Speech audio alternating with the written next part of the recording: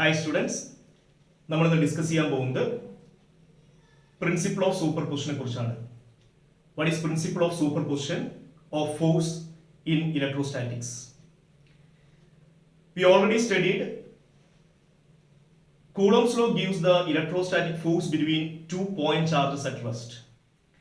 But this principle helps us to find the net force acting on a charge due to a system of other charges.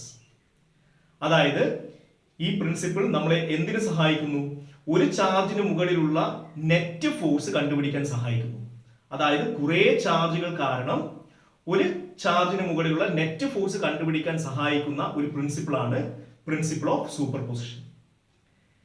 And this principle is based on a basic idea that the force between any two charges is independent of the presence of other charges.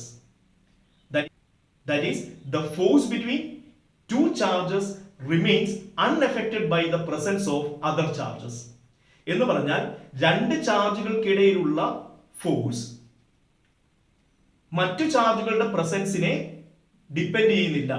എന്ന് പറഞ്ഞാൽ മറ്റു ചാർജുകളുടെ presence ഈ രണ്ട് ചാർജുകൾക്കിടയിലുള്ള ഫോഴ്സിന് യാതൊരു തരത്തിലുള്ള മാറ്റവും വരുത്തുന്നില്ല. മനസ്സിലായോ? ഇതാണ് ഏതിന്റെ ബേസിക് ഐഡിയ എന്ന് പറയുന്നത്. Principle of superposition the basic idea. Okay, and this law states that the net force acting on a charge due to a system of other charges is the vector sum of the force on the charge due to the other charges. That is, ഒരു ചാർജിന് മുകളിൽ ബാക്കിയുള്ള കുറേ ചാർജുകൾ കാരണം ഉണ്ടാകുന്ന net force എന്ന് പറയുന്നത് ഓരോ ചാർജും ഈ ചാർജിന് മുകളിൽ അപ്ലൈ ചെയ്യുന്ന ഫോഴ്സുകളുടെ വെക്ടർ സമാണ്. മനസ്സിലായില്ലേ? അതായത് this principle helps us to find the net force on a charge due to a system of other charges. Okay, നമുക്ക് നോക്കാം. നിങ്ങൾക്ക് ഇവിടെ ഒരു Q എന്ന് പറയുന്ന ചാർജ് തന്നിട്ടുണ്ട്. And we have so many other charges here, Q1, Q2, etc. Qn charges are here. Okay, and the distance between Q1 and Q is R1, and that between Q2 and Q is R2, and that between Qn and Q is what? Rn. Okay, these are the separation between the charges. Okay, അപ്പോൾ നമുക്ക് പറയാം ഈ Q എന്ന് പറയുന്ന ചാർജിന് മുകളിൽ എത്ര ഫോഴ്സുകൾ ഉണ്ട് എന്ന് ചോദിച്ചാൽ ഇവിടെ എത്ര ചാർജുകൾ ഉണ്ടോ അത്രയും ചാർജുകൾ കാരണം ഇവിടെ ഫോഴ്സ് ഉണ്ടാവും. എന്ന് പറഞ്ഞാൽ ഇവിടെ n ചാർജുകൾ ഉണ്ടെങ്കിൽ ഇതിന്റെ മുകളിൽ n ഫോഴ്സുകൾ ഉണ്ടാവും. You got it? ഓക്കെ, ഇനി നിങ്ങളൊരു കാര്യം മനസ്സിലാക്കുക. ഇവിടെ നമ്മൾ കൺസിഡർ ചെയ്യുന്നു എല്ലാ ചാർജുകളും പോസിറ്റീവ് ആണ്.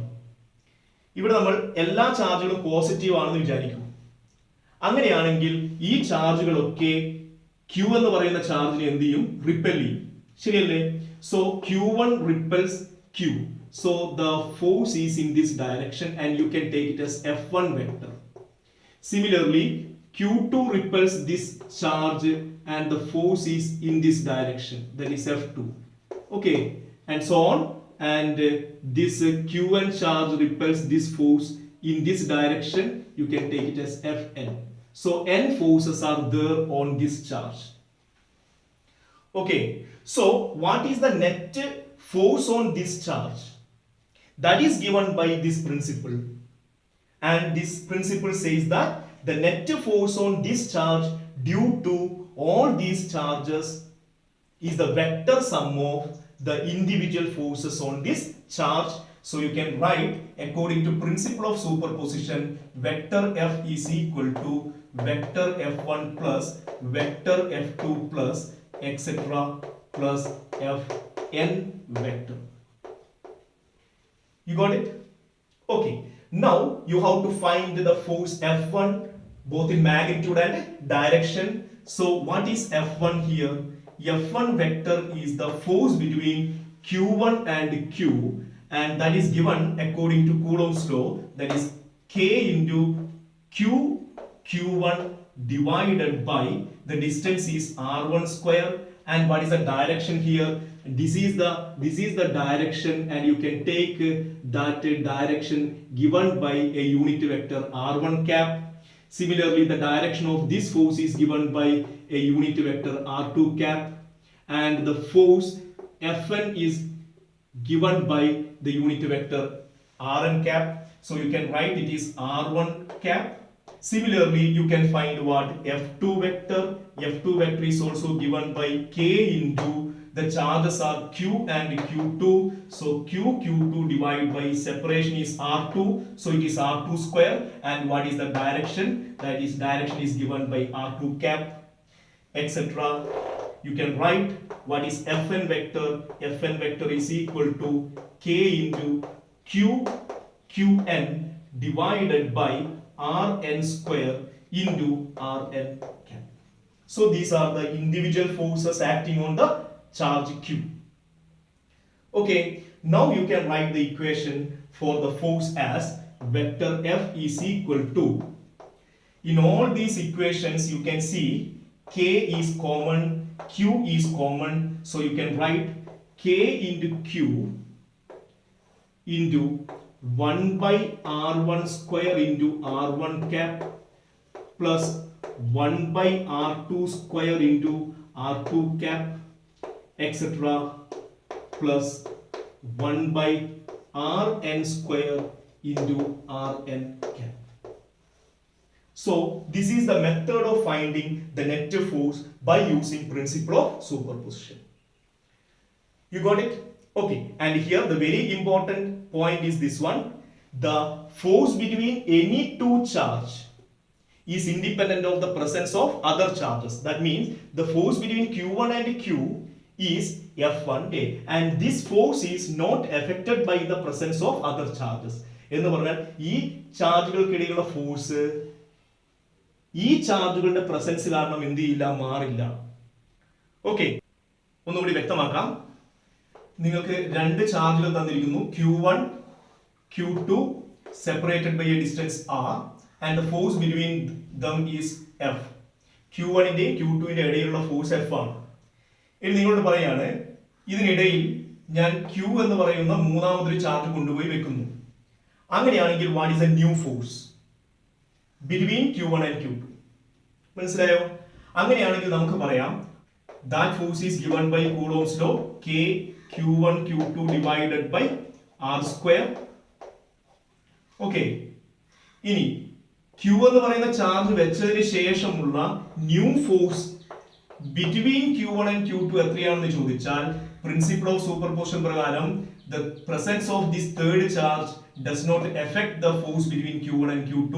So F1, F dash, then F dash is again what? F. ഇതാണ് നേരത്തെ പറഞ്ഞതിന്റെ മീനിങ്. ഓക്കെ, ഇനി ഞാൻ ഇതേ ക്വസ്റ്റ്യൻ ഒന്ന് മോഡിഫൈ ചെയ്യുന്നു. എങ്ങനെ? Q1 ന്റെയും Q2 ന്റെയും ഇടയിലുള്ള ഫോഴ്സ് F ആണ്. ഇനി Q എന്ന് പറയുന്ന ചാർജ് കൊണ്ടുപോയി വെച്ചതിന് ശേഷം what is the net force on Q2 എന്ന് ചോദിച്ചാൽ നമ്മൾ എങ്ങനെ കണ്ടുപിടിക്കും? അപ്പൊ നമുക്ക് പറയാം Q1 ന്റെയും Q2 ന്റെയും ഇടയിലുള്ള ഫോഴ്സ് ഈ ചാർജ് കൊണ്ടുപോയി വെക്കുന്നതിന് മുന്നേ F ആണ്. ഇനി ഇത് കൊണ്ടുപോയി വെച്ചതിന് ശേഷം എന്താ സംഭവിക്കുക? അപ്പൊ നമ്മൾ പറയും ഇതിന്റെ മുകളിലുള്ള നെറ്റ് ഫോഴ്സ് ആണ് ചോദിച്ചത്. അപ്പോൾ നിങ്ങൾക്ക് പറയാം ഇവിടെ ഇപ്പോൾ രണ്ട് ചാർജുകൾ ഉണ്ട്, അതുകൊണ്ട് ഇതിന്റെ മുകളിൽ രണ്ട് ഫോഴ്സുകൾ ഉണ്ടാവും. ഒന്ന് Q2 ന്റെ മുകളിൽ Q1 കാരണമുള്ള ഫോഴ്സ്, അത് എത്രയാണെന്ന് അറിയാം? F ആണെന്ന് അറിയാം. You can take it is F in this direction if these are of the same sign ആണെങ്കിൽ. ഓക്കെ, ഇനി അതുപോലെ നിങ്ങൾക്ക് പറയാം Q കാരണവും ഇതിന്റെ മുകളിൽ ഒരു ഫോഴ്സ് ഉണ്ടാവും. ഇത് രണ്ടും സെയിം സൈൻ തന്നെയാണെങ്കിൽ അതും റിപ്പൽ ചെയ്യും. അങ്ങനെയാണെങ്കിൽ വീണ്ടും ഒരു ഫോഴ്സ് ഉണ്ടാവും. You can take that force as what? F1 vector. Okay, അപ്പോൾ what is the net force on Q2 എന്ന് ചോദിച്ചാൽ നിങ്ങൾക്ക് പറയാം that net force is given by F double dash is equal to vector F plus vector F1. ഇതാണ് new force. Okay, അപ്പൊ ഇത്രയും കാര്യങ്ങൾ കൃത്യമായി മനസ്സിലാക്കുക. മനസ്സിലായല്ലോ? So these are the important points about principle of superposition of forces in electrostatics. Okay, ഇനിയുള്ള class കേൾക്കണമെങ്കിൽ ഈ ചാനൽ സബ്സ്ക്രൈബ് ചെയ്യുക. Thank you for watching this video. By.